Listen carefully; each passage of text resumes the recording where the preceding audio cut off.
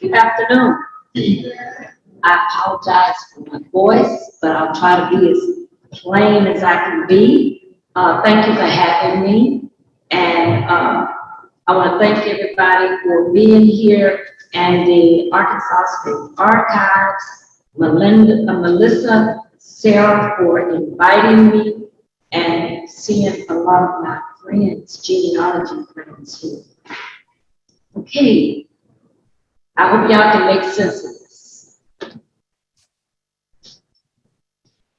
Yesterday, I was coming from a PAC conference that they're having in Wrightsville, and I called another colleague because I was doing a presentation on my family, and I was just lost. I just had a brain fog. And I'm not new to this, but I just couldn't get it together. So I called Linda McDowell, and she said, Carla, since you're going to Hope, Hempstead County, and your husband has family from Hempstead County, why don't you just do Hempstead County? I said, you got a point there. So Linda McDowell wrote this book, and it's called Black Slaves and Early Freedmen of Hempstead County, Arkansas, 1819 to 1850. And I sent it to another relative that lives in California, who's also researching the Coleman family. Now, I'm not a Coleman. I married a Coleman. But when we talk, it's always, hello, cousin, how are you? How are the Colemans? And I'm like, yeah, they're still doing good. So what I'm going to talk to you about is, who do you think you are? And maybe not. Finding your roots in African American genealogy. Now I'm starting with my husband. Am I too close?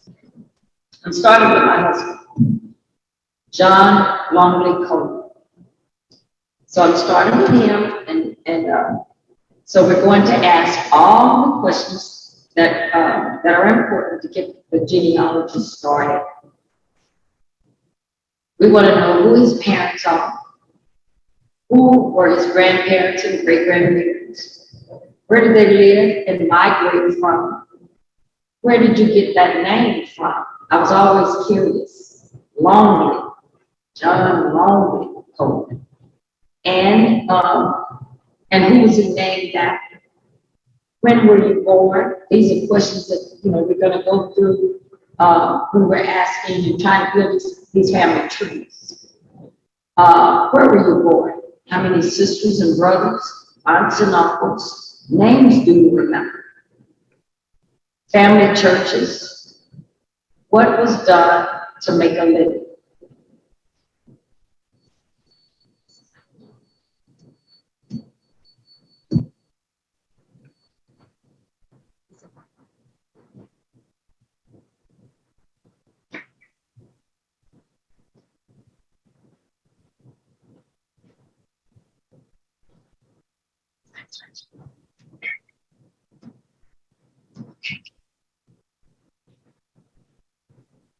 All right.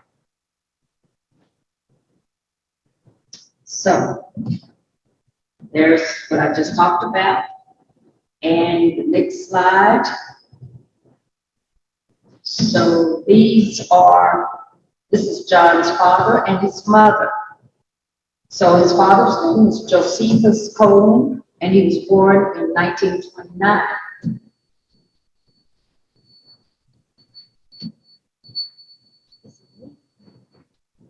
I'm sorry. Am I too loud? Oh, let's try. Bring it over here. Okay. Towards you, my close to speak.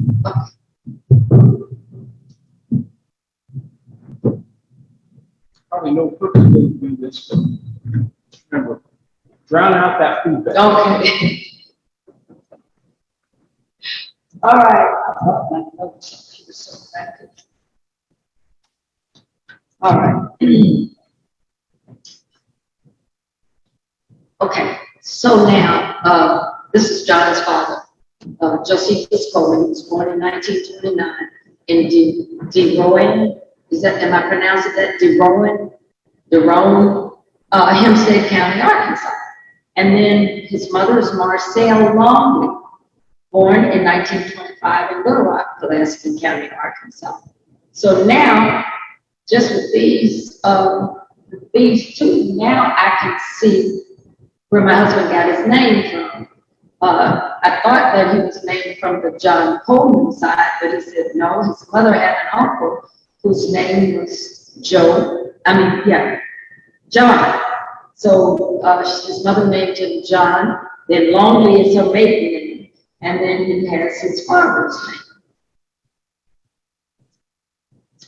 So ancestry records to connect Josephus, and everybody called him Joe, didn't even know he was Josephus till we went to Ancestry.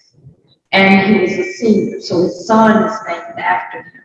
So the 1930 census shows that Josephus Coleman, and it was somebody who transcribed it as Josephine.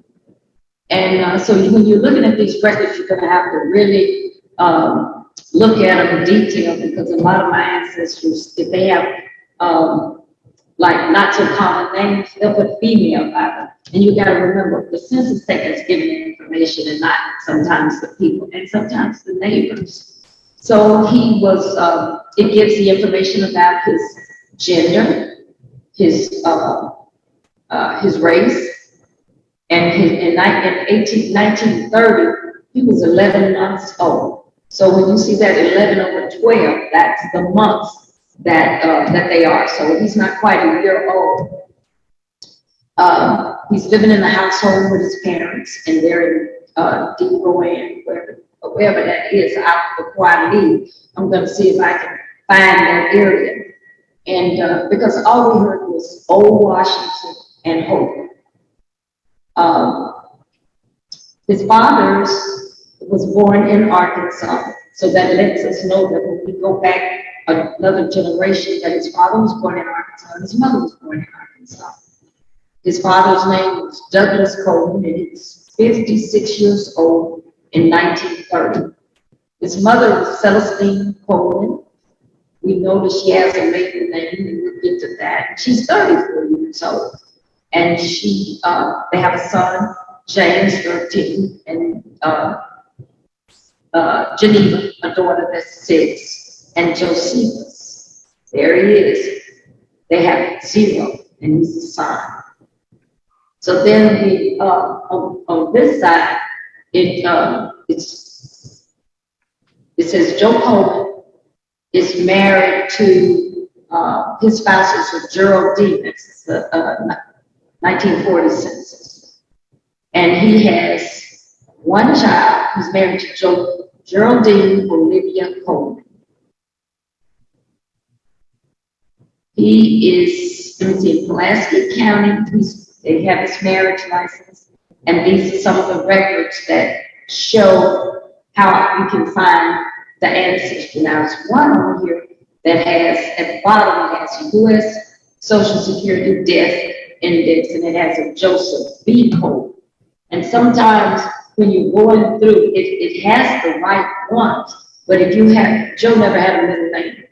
So one of the records that I think I might have just gone to it. Now this is another record for Joe Coleman Sr. This is his, this is a death record. So he died in 1969, and it shows he was actually born May 1st, 1929. And then this is new to me because it's got his mother, his father was Douglas, so this is validating the records that we're finding and making sure that this is the same Joe Coleman. His mother is Celestine, and they have it spelled different. This one is with C, the other one was with an S. And his wife at the time of death was a Udina, and Udina Robinson.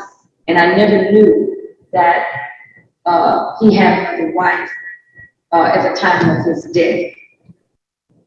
The next record shows that when I went to check out the Joseph Coleman, and this Joseph Coleman is married to Josephine. But my father-in-law was never in the United States Air Force. Now it has Geraldine, the names are the same. It could be the same, but I know that in 1960, he was never in Arkansas.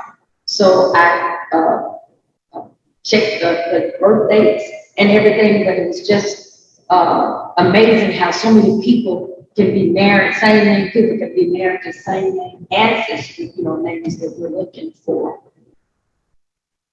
So I just throw that in to show how sometimes we can get tripped up in researching our ancestry.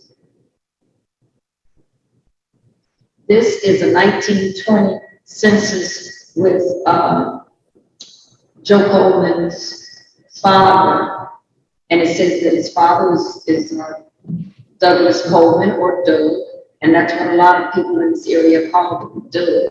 And they're in Water Creek Township, Hempstead County. Had never heard of that. And as the other presenter said, the census is a little small. It's a little small, and you can't see it, but he's there in the household. Okay, now this is Doug. So if Joseph had other sisters and brothers, this record would validate that he is the same person. So this information is still married to Celestine Coleman. And then we go up another census year. This is 1910. Now he's in Ozan, Hempstead County, and they're on Washington and Harper Street. Over.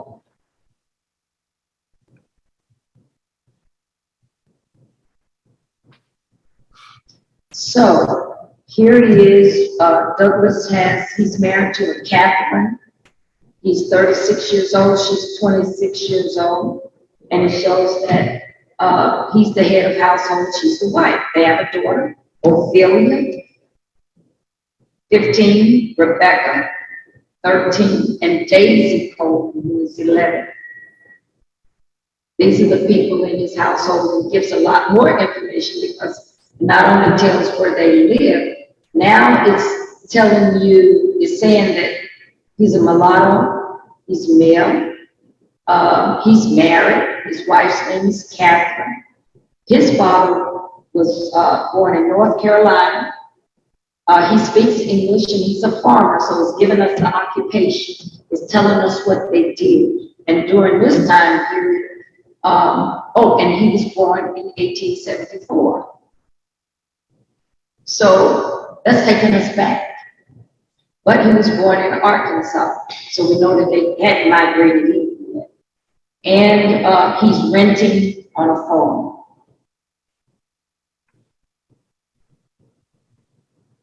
Now it has Doug, and you see how his name is spelled? D-U-G, and he's a C-A-L-M-A-N. And whenever you're doing genealogy, or you're talking to people, and they have like Coleman, and some people will say, well, no, we're not related to that group of Colemans. So how do you know that you're not related to that group of Colemans? Until you do your genealogy and you start tracking and finding out where they migrated in from. It could be, and it could not be. So this is 1900. We've gone back another decade. He's married to a Bell, and it says Callie. His daughter is Ophelia. Here's Ophelia again. Rebecca is 3. Daisy is 8 months old. And it's saying here on Doug's record that he's married to Bell. The marriage year was 1895. So now we have another record to find. So if they were born in 1895, you can tell if that was her children or another wife's children. So he can read, he can write, and he speaks English, and they rent, and they're renting a house. So you have to watch that spelling on these names when you're doing the research. This is the first time find. This is Douglas or Joseph Coleman's father, because at this time, let's see, but Joseph was, this is an Arkansas death record, and these are the death records 1914 to 1969. So his name is Douglas Coleman. He's male, he's black, he's married. He's 84 years at the time of death, and his birthday, March 3rd, 1874. His birthplace is Hempstead County. He died 17th of September, 1958, and he died in Poland. On the record, it said that R.A. Hicks Funeral Home. It said Hicks Funeral Home, but the man that signed it at the bottom was R.A. Hicks. And this was in Hope, and he's buried in the Washington Cemetery in Washington, Arkansas. And Lynn Harris was a medical doctor in Hope. And all of this was new information for me, because the more you look at ancestry records, they always have something new. They always have something new. So now we know where he's buried, what funeral home he went to, because sometimes we want to go to the funeral home and look at those records. The medical doctor, we know what he died of, who he was married to at the time, because it says that the informant was Celestine. So that was his wife at the time of his death.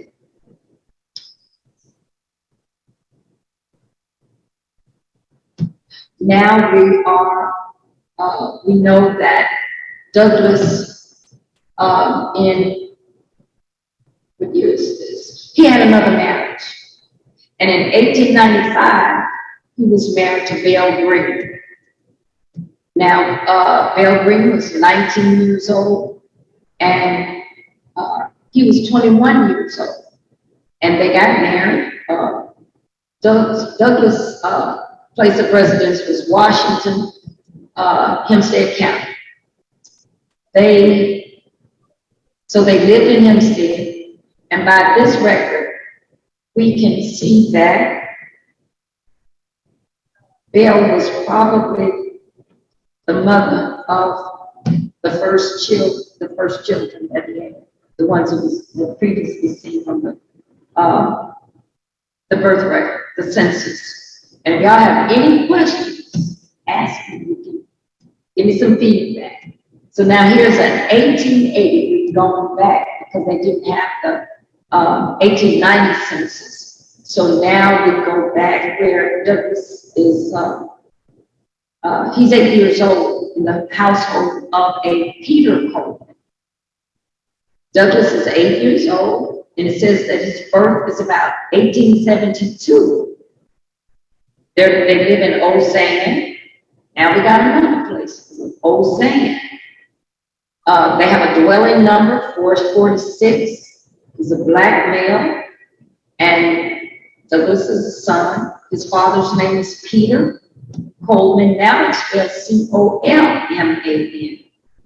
His father's birthplace is North Carolina. His mother is Tama, and I've seen it spelled T-A-M, like Tamara or Tamara, but this is Tama or Tama. And her birthplace is Arkansas. So Peter has Tama, his wife, and his daughter is Martha. His son is Douglas. They have a daughter, Alice, and a son, Simon. I took it for granted that the living man probably was Peter, named after his name, Simon Peter, and he's 2 years old. So now, look at his name. Look at Douglas. He's Anglos, A-N-G-L-O-S. So these transcribers will kind of throw us off a little bit. This is a 1940 census. And it says that they're in D. Rowan again. And let me see. And in 1935, he was still in D. Rowan. And they live on a farm. And he says that Douglas's father's birthplace, now this is 1940. By 1940, the family's already forgotten that Peter was born in North Carolina. So his highest education is 4th grade. But back then, 4th grade could have been junior high. How many hours in the week did he work? 50 hours. It says hours worked prior to the census, a week, 50. And then he works on his own account. In 1939, he worked 52 hours. His language was English. He was not a veteran.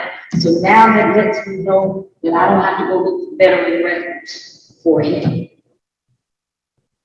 Does he have a social security number? No. And his usual occupation is farming. Now, to the right of that, we have Douglas Calvin, C-A-L-E-M-A-N. Now he's a Calvin. It says that Douglas is 76 years old now, and his time of birth was 1874. He's a male, his birthplace is Arkansas, he's married, and he's still in Hempstead County, right here in Hope. And it has his wife, Celestine, she's 54. Now they have a grandson, Newton Andrew. Didn't know his name because all we knew was, what do we call him? Cousin Snoop, S-N-O-O-K. You know, nicknames throw you off. And sometimes you, if the census taker or the neighbor gives the information, Snoop could have been his name on the census record. So then Joe C. Coleman is a grandson. Now, I don't know where that C comes from because he did not have a middle name. And this is a grandson, and it is my husband's brother by another mother. So now it validates, it's bringing it all home that Joe Coleman Jr. is in the household with his grandmother and his grandfather. And people had stories about Miss Celestine. Everybody had respect for her. And I could see this big, she was a tall lady, but she was very, she had a stature about her. And they said the police respected her, everybody respected her. Even the mother of Joe, because she wouldn't let him have him back. She kept him. So his grandmother and grandfather raised Joe Jr. Here is where she is Celestine Muldrew. Now they have a maiden name. So here's another name that we track. We're tracking the Muldrews and the Colemans. Right here in Hempstead County, it says that she is a female. She's 21 years old. She was born about 1896 in, is that Guernsey? Guernsey, okay, in Hempstead, Arkansas. Her spouse is Douglas. He's 46, and she's 21.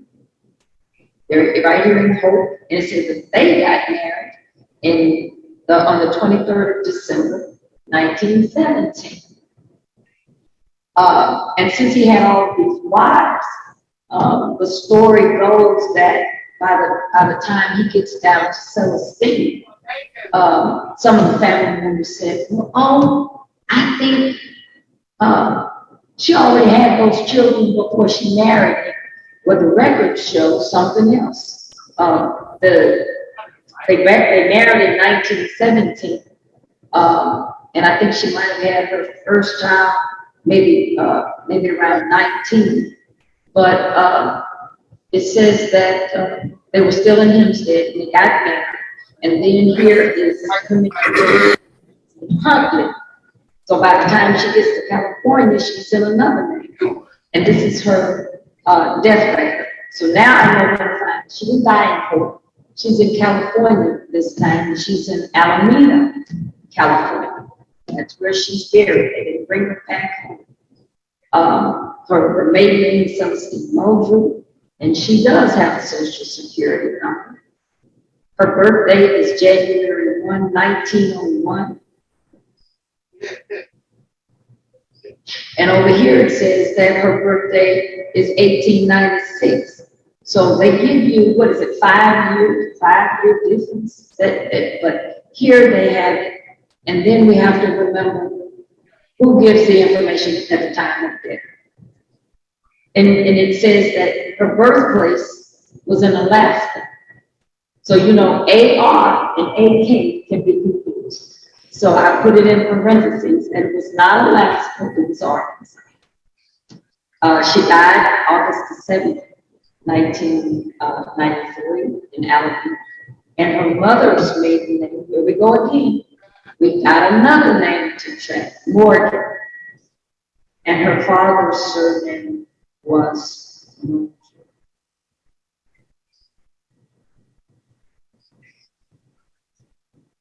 So now, here is John's children, Joe's grandchildren, and Douglas' great-grandchildren.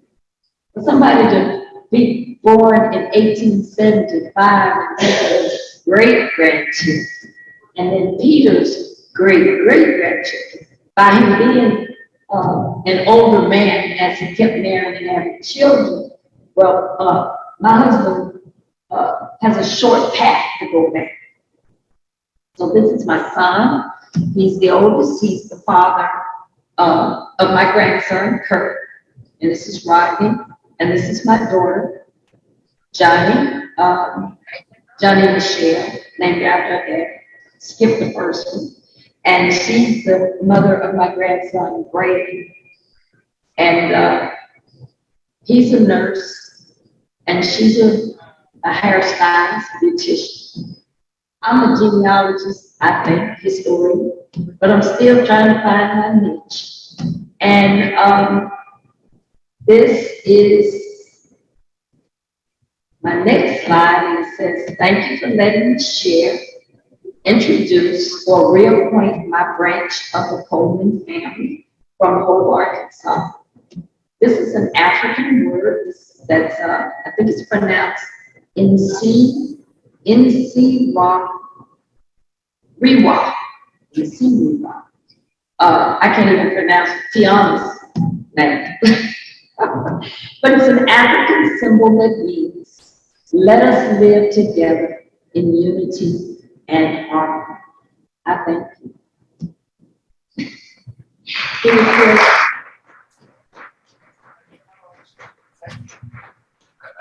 Do I have any questions from the audience about anything? Okay. All right. Okay. And there's a lot of genealogists in here.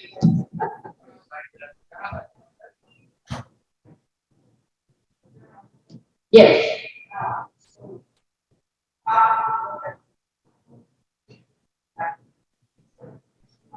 Sure, because there are two things.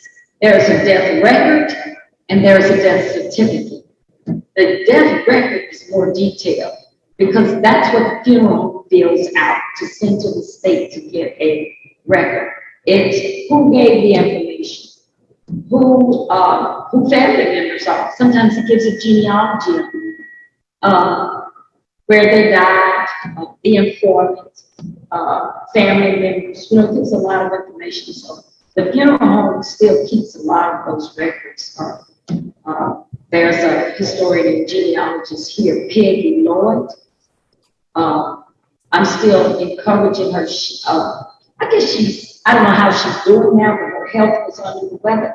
And I was pushing her to go to Hicks Funeral Home to try to get some of those records, because when genealogists are looking for those records, we're not looking for money, anything like that. We're only looking for vital information that can help other family members to build that family tree.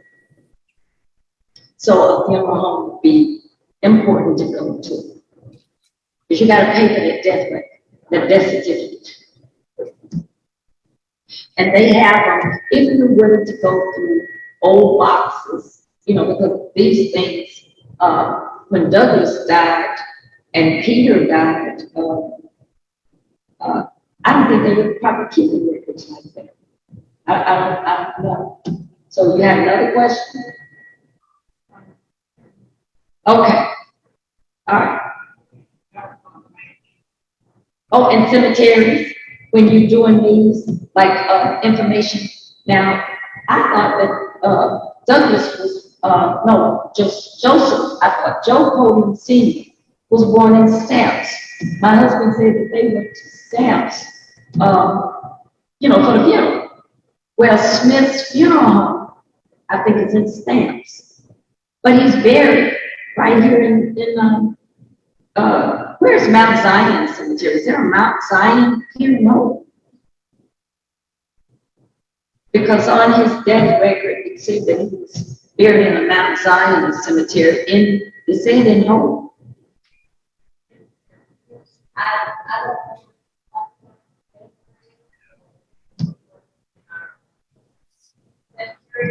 In the cemetery record book? Okay.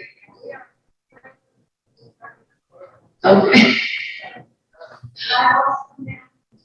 That's right. So you can, yes, SARA has a lot of records, and that's what we encourage people that have done all of this research.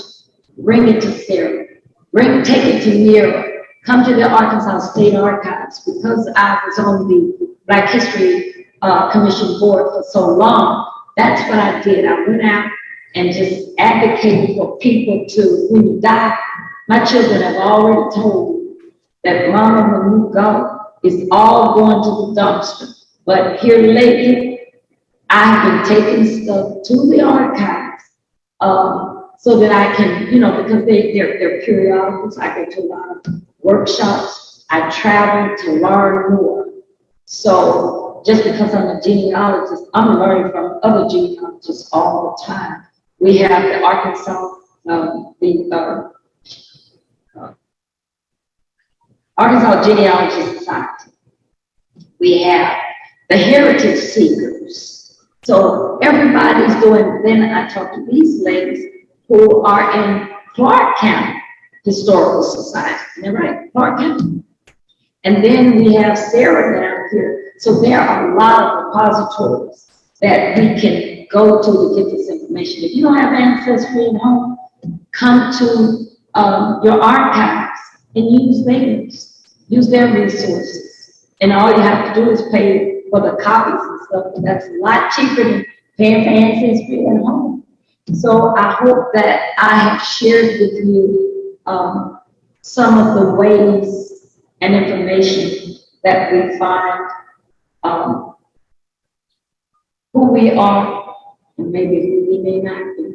Because names in Black genealogy, African American genealogy, does not mean a thing, because you can trace so well until you do your DNA, but you can track so well one surname, and then it branches off, because in a lot of the Black families, they say, well, my ancestor's name was Jones before he came to Arkansas and changed it to Miller because he killed somebody, or he was in a fight with somebody, or they just had to get out of town.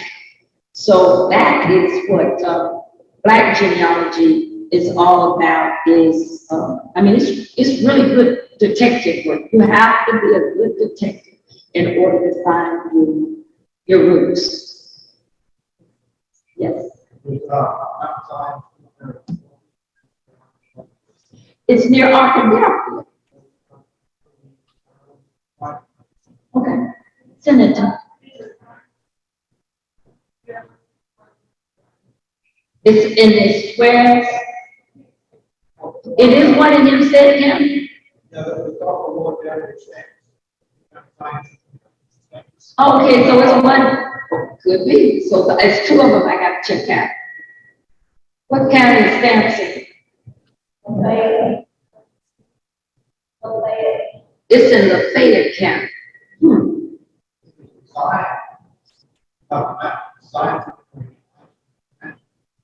Near Nashville.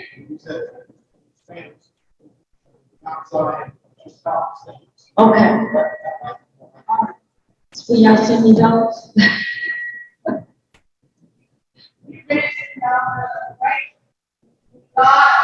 Yes.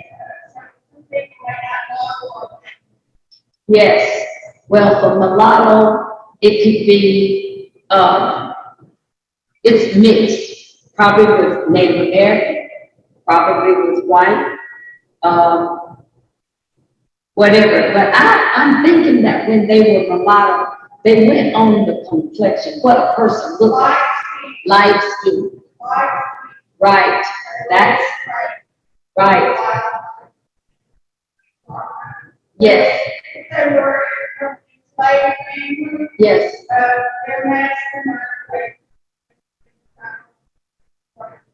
That's right. That's right. That is correct. That's how they. On my father's side, on my father's side, my research started from a picture, and I always wanted to know who these people were. But in African, in Black research, the ceiling is 1870 because that's when Black people started getting names. So, first and last names. And when you're looking at deeds and records, and remember, this book is the Hempstead County county records. So in African American research, past 1870, your property. So you're going to have to go to deeds, real estate, property records, in that, because of chattel slavery. So I've gone to a lot of courthouses where I have, dusty boxes and stuff, because most of the time those records haven't even been opened yet. Yes, ma'am.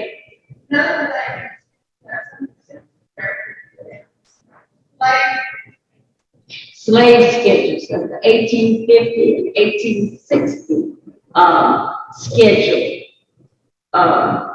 If you know who the slave owner is, because in my case, when I went to the 1860 slave schedule, I had two names.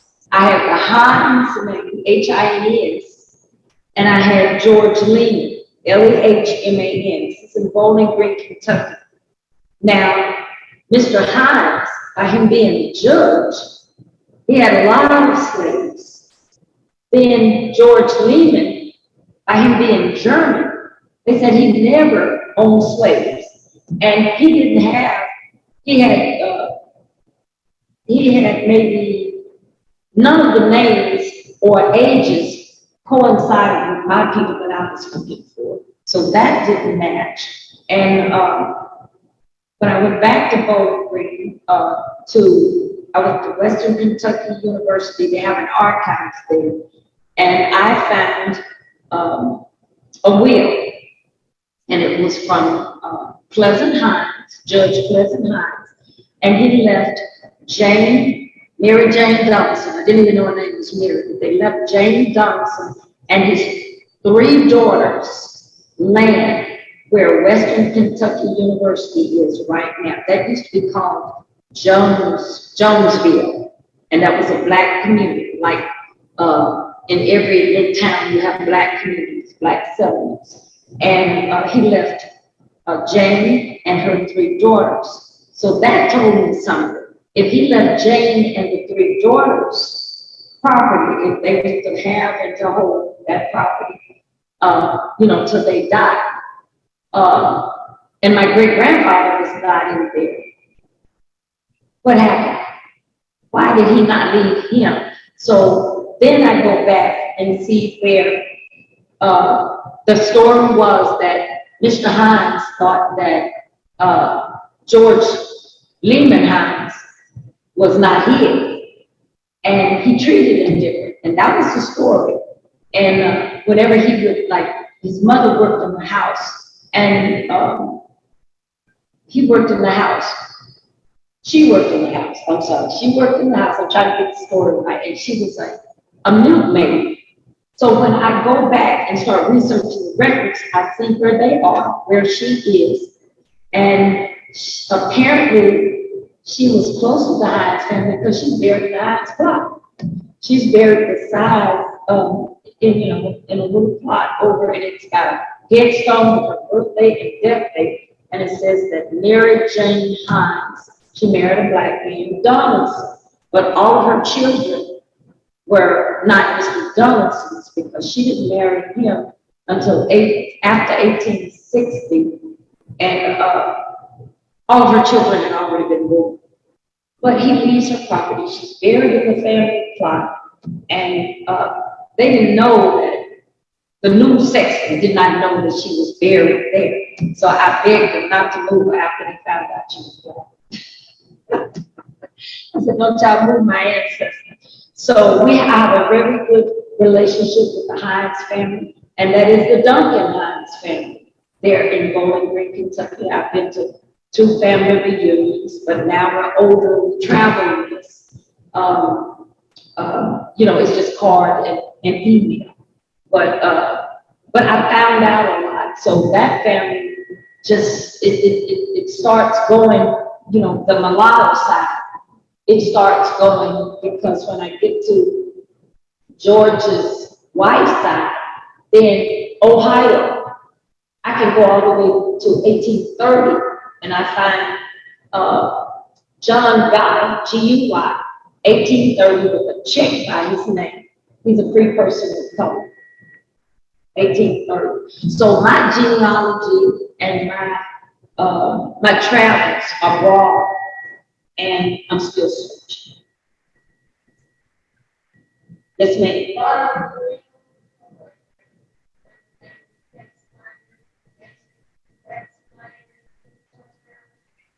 That's right. Right. So if that's, and then those, we black genealogy, it coincides with white genealogy. I can't find my people if I don't research, the white records, because of the reading, the writing. Now, African Americans always mentally and verbally pass information down. And then some genealogists say, if it's not documented, it's not so. But now, because of records, you can go back with what your ancestry told you, and you can now find records with their birthdays. And when they talked about, when were you born? I was born when the stars fell. Well, when was that? So you go back to the records in the newspapers and you can find this information. So, my Mary Jane, I'm thinking, was probably already in the family from North Carolina, Virginia, is probably why she was so close to the family and buried in the family. So she could have been down, she could have been with she could have been Mr. Thomas Jefferson's concubine. They had what? Oh, you're right. She said wet nurses. They had wet nurses, absolutely right, and they had children, when they had children, that's right. So I don't know how that, how that worked, but I know that story about the wet nurses, yeah. Mhm.